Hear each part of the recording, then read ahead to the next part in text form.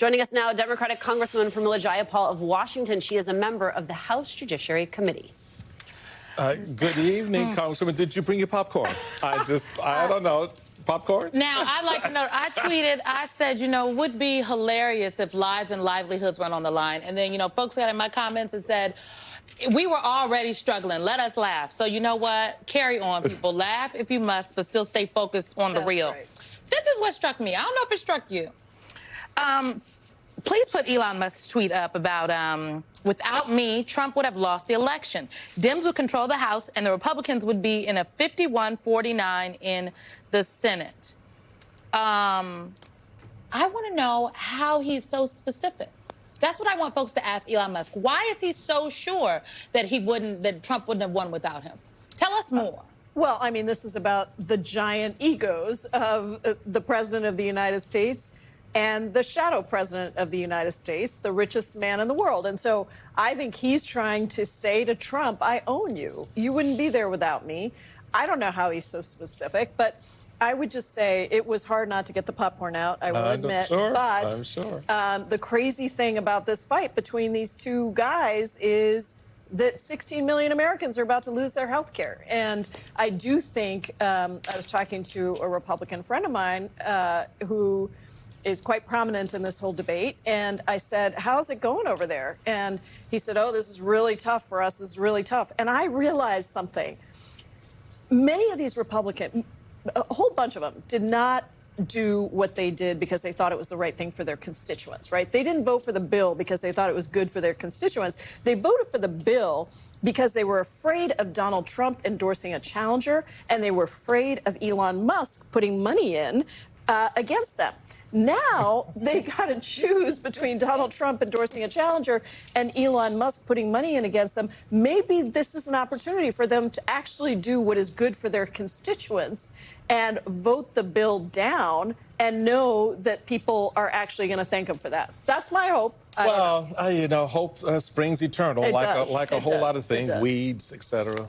But the reality, you know, the reality, Congresswoman, is exactly the point that you made, that what Republicans anticipated in the bargain that they cut with two devils, right? With the president in the fear that, oh, we got to do what he said because the base will be mad. With Elon Musk, he's going to throw his money around. Well, listening to Elon Musk today, who had a lot to say, it seems like, there could be some folks that could be primaried with Elon Musk money regardless of what Trump does, depending on how far he wants to go. So it was very interesting to me when Speaker Johnson was asked about this today. This is how he reacted. Elon Musk did briefly suggested that perhaps Donald Trump should be impeached and replaced by J.D. Vance. I mean, for you to say it's not personal, it seems to have gotten... It clearly is personal. I don't know what motivating... I don't know what motivated this disturbance to begin, but obviously it's not helpful. He didn't say no. Oh, he didn't say no, but the oh boy was the part for me. To your point, Republicans now are sitting with clenched teeth because they are now in a much tougher position relative to the big bill, their constituencies, and these two individuals than they were 24 hours ago. Yeah, because they were going to do what was bad for their constituents, kicking Medicaid off. I mean, in Mike Johnson's home state of Louisiana, 60% of births are covered by Medicaid. But they were going to do that because they were sort of assuming that they would get all this money from the richest man in the world. And now that this division is there, it has a whole lot of implications for a lot of things, but I think that certainly people are sitting there and wondering what to do because this fight makes it clear they're going to get primaried either way.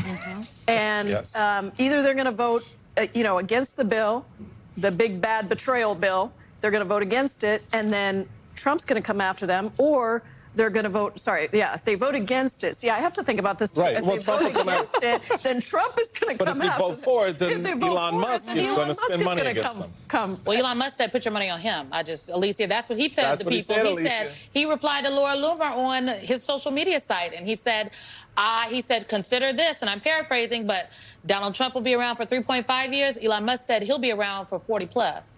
There are a lot of people in the group chat right now. I don't know if you noticed that Steve Bannon has also entered, and he is saying this. People, including myself, are recommending to the president that he pull every contract associated with Elon Musk and that major investigations start immediately into his immigration status, his security clearance, and his history of drug abuse, into his relationship with the Chinese Communist Party, and into his involvement with attempting to get President Xi to the inauguration. What I think is interesting about the timing of all of this, Congresswoman, is they were already having a reckoning with what they believe Trumpism is all about vis-a-vis this budget bill. You see the fighting. There are people who thought that this was all about the deficit. There are people who thought that this was all about exploding the status quo in Washington. They are not, even within their own caucus, on the same page about what it was they were elected to do.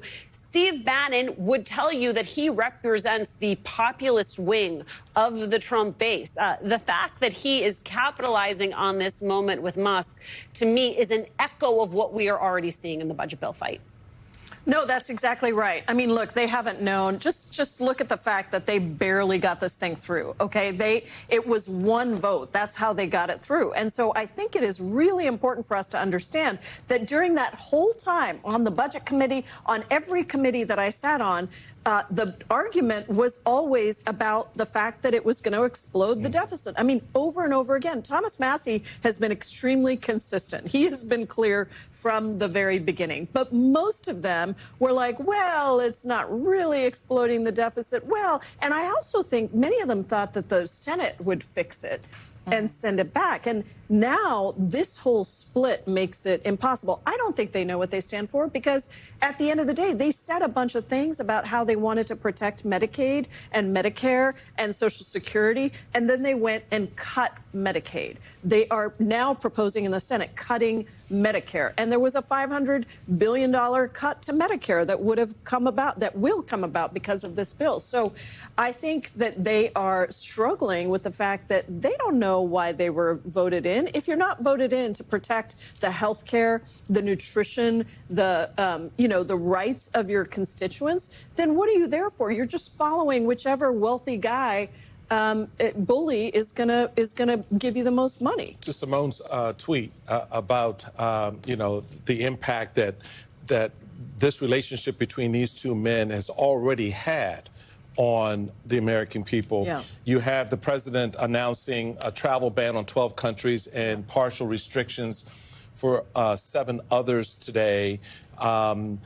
The estimate, by at least my reading of everything that's come out, this is just an updated version of the Muslim ban from the first term. That's right. What's your thoughts there? How are members looking at this ban in the context of other policy issues that you're now having to confront with this administration? Well, we just did a press conference introducing our No Ban Act, sponsored by Judy Chu, and I've been a co-sponsor since it was introduced the first time around with the first Muslim ban. And listen, this is a xenophobic, discriminatory ban. They learned a little bit from the courts stopping them the first time around multiple times, and they put a few additional countries in, so you couldn't call it a Muslim ban. Now they got a lot of countries from Africa. Right. They've got some Latin American countries. They've got some Asian countries.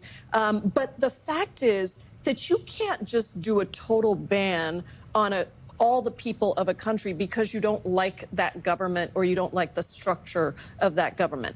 There are lots of ways to look at how do you get a government to vet and properly vet people. That's a different story. But to simply put a ban, and let's not beat around the bush here, on people from black countries and brown countries at the same time that you are allowing South Africans in, is to me, it just shows once again that this is a broadside of the Trump administration on immigrants. It is xenophobic. It is discriminatory.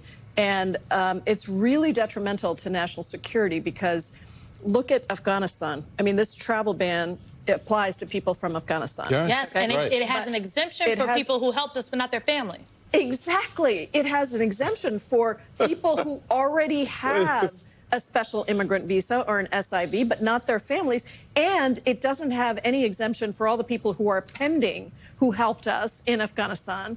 and but who haven't yet been approved. So it is a cruel ban. It's another cruel policy that's trying to target immigrants, and particularly immigrants from Africa, from Asia, from Latin America. But you know what? Shout out to those Afrikaners. They're all right, at least for now. Maybe they will, too, also get caught up in the feud between Elon Musk and the president. Congresswoman Pramila Jayapal, thank you very much for your time.